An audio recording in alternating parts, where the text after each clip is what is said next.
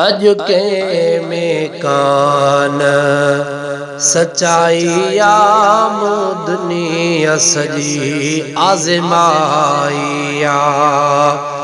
अज के में कान सच्चाई दुनिया सजी आजमाइया। हर मानू आहे मते लबजो, हर के जी दिल में दगाइया।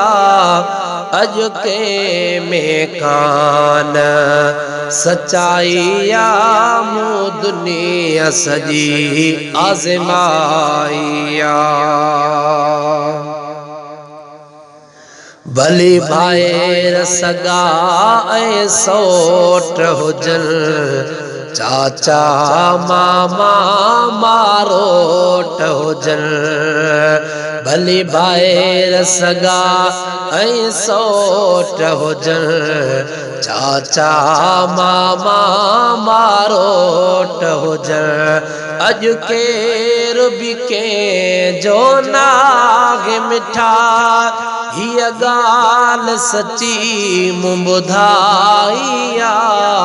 अज के में कान सच्चाई दुनिया सजी आजमाइया।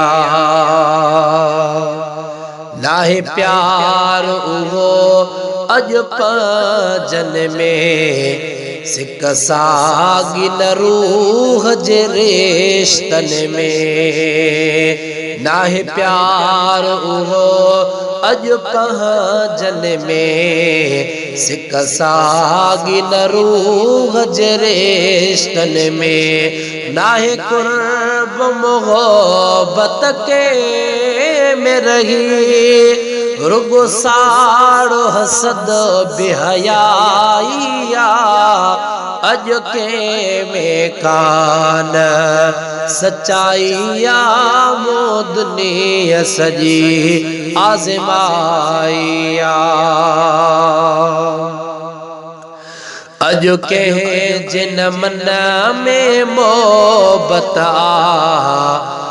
हर के जी दिल में नफरता।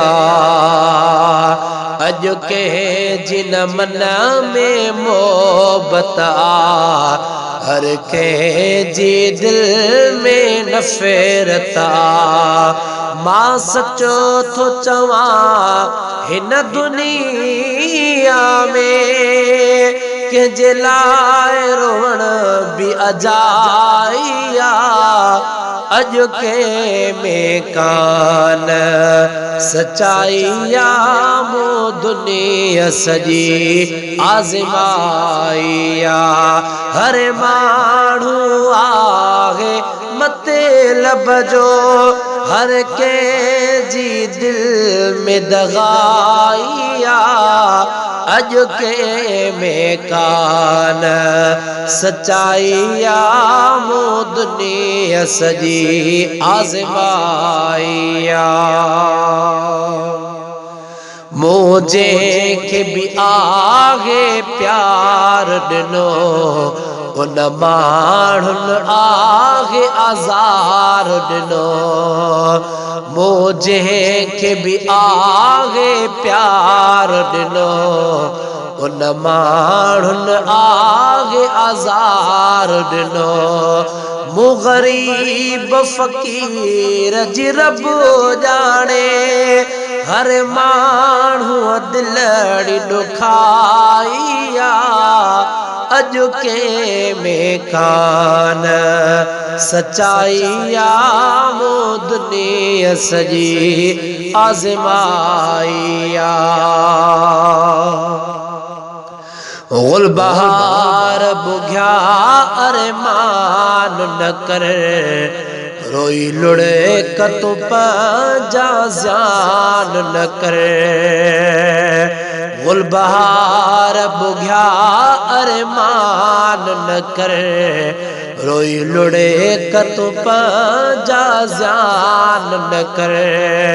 छॾ माण्हुनि खे रख मालिक ते, छॾे माण्हुनि खे रख मालिक ते कंदो मौला सभिल जी सणाई अॼु के में कान सच्चाई आमो दुनिया सजी आज़माई हर माण्हू आहे मतलब जो हर के जी दिल में दगाई अॼु के में कान सच्चाई आमो दुनिया सजी आज़माई